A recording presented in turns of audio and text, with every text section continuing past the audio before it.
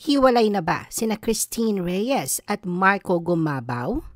Mainit na pinagpipiyastahan ngayon ng mga netizens sa social media ang patungkol sa di umano'y hiwalayan nina Christine Reyes at Marco Gumabaw. Katulad na napapabalita nilang hiwalayan ngayon, ikinagulat din ng marami ang biglaang pagkakaugnay sa kanila dahil tila tahimik lamang ang mga ito noon pagdating sa takbo ng kanilang mga personal na buhay.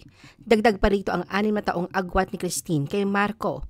Matatandaan na nagsimulang maugnay ang dalawa noong Marso ng nakaraang taon matapos na kumalat online ang kanilang mga larawan at video na magkasamang nagbabakasyon sa Siargao. Nasundan pa ito ng makailang beses nilang pagsasama sa iba't ibang okasyon na wari nagkakamabutihan na.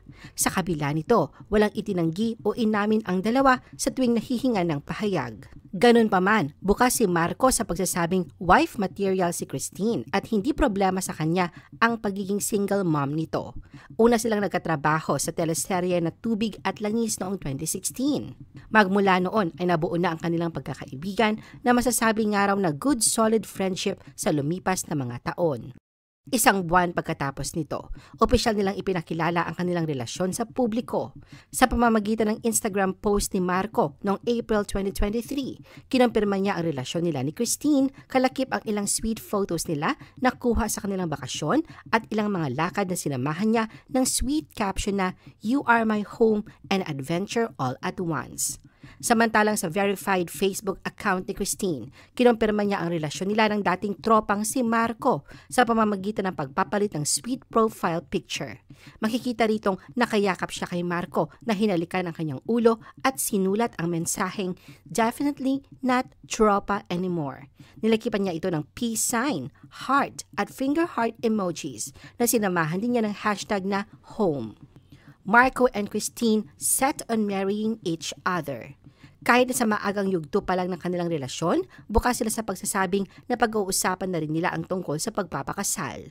Sa naging panayam sa kanila sa Fast Talk with Boy Abunda noong February 2024, sinabi ni Marco na naniniwala siya na ang relasyon nila ni Christine ay para sa pangmatagalan at pinag-uusapan na nila ang kanilang hinaharap na magkasama. The rumored breakup. Masasabing kabilang ang relasyon ni na Christine at Marco sa nagsilbing inspirasyon ng ilan dahil sa kabila ng 6 na taong agwat ng edad ni Christine kay Marco at pagiging single mom, nakahanap sila ng pag-ibig kung saan ay tinuturing nilang the one ang isa't isa. Maliban dito ay aprobado din ng kanilang pamilya ang kanilang relasyon. Sa ilang social media post, nakita sina Christine at Marco na nagbabonding kasama ang kanilang mga pamilya. Katunayan noong nakaraang buwan ng Hunyo, masayang nakipag-bonding si Marco sa pamilya ni Christine sa Hong Kong kung saan kasama nila rito si Aramina at ang anak na si Amara. Samantalang isinama naman ni Marco si Christine sa family reunion ng mga imperial sa Naga City, Camarines Sur at pinakilala sa kanyang extended family. Noong Hulyo, ibinahagi naman ni Michelle Gumabaw, kapatid ni Marco, ang kanyang opinyon tungkol sa relasyon ng dalawa kung saan ay sinabi niyang gusto niya si Christine para sa kapatid. Ngunit ang inaakalang matatag na samahan ni Marco at Christine ay nababalot ngayon ng katanungan kung totoo bang naghiwalay na silang dalawa. Nag-ugat ang usaping ito nang ibahagi ni Marco sa kanyang Instagram ang kaganapan sa kanyang katatapos sa pagdiriwang ng 30th birthday na nilikipan niya ng caption na "Not so dirty 30". Ang post niyang ito ay hindi naman nakatakas sa mapanuring mata ng mga netizens kung saan ay nariyan ang mga katanungan kung bakit wala man lang ang presensya ni Christine sa pagdiriwang. Pinagtakhan din kung bakit hindi man lang binanggit ni Marco sa kanyang birthday post ang pangalan ng nobya. Matatandaan na noong February 2024 sa kaarawan ni Christine, isa nakakakilig na mensahe ang ibinahagi ni Marco kung saan ay lumipad pa sila patungong Siargao para doon magdiwang. Ayon kay Marco, sobrang kaligayahan at pagmamahal sa kanyang buhay ang hatid ng love of my life niyang si Christine. Ngunit may isang netizen na ipinaliwanag na maaaring abala lang si Christine sa pag-shoot ng kanyang pelikula para sa Metro Manila Film Festival.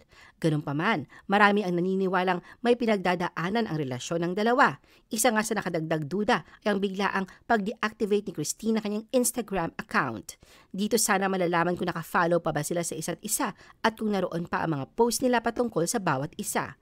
Pero kung susuriin ang Instagram page ni Marco, mapapansin na roon pa din ang larawang pinagsamahan samahan nila ni Christine at ang pinaka-latest ay noong July 29. Ngunit sa bagong Instagram story ni Christine ngayong hapon ay nagdeklara siya ng kanyang pagmamahal kay Marco na tumapos sa mga haka-haka na hiwalay na sila.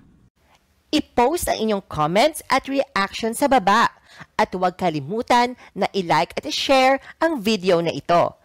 Gusto mo pa ba ng ibang showbiz videos? Panoorin ang aming iba pang top viewed videos. Para sa aming mga YouTube viewers, pumunta lang sa description ng video na ito o i-click ang link sa itaas ng screen. Para naman sa mga Facebook viewers, ay maaari ninyong hanapin ang mga link sa comment section ng video. I-follow nyo din kami sa Facebook at mag-subscribe sa aming YouTube channel. Thanks for watching!